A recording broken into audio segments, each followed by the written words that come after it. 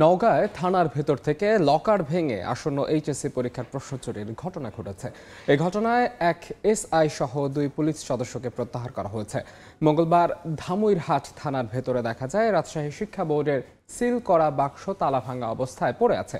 পাশে ইসলামের ইতিহাস বিষয়ের প্রশ্ন ছড়িয়ে ছিটিয়ে আছে। জেলা প্রশাসক জানান, থানা হেফাজতে থাকা প্রশ্ন কিভাবে চুরি হলো তা অনুসন্ধানে 3 সদস্যের তদন্ত কমিটি গঠন করা হয়েছে। আজ শিক্ষা বোর্ডের কর্মকর্তাদের ঘটনাস্থল পরিদর্শনের কথা রয়েছে।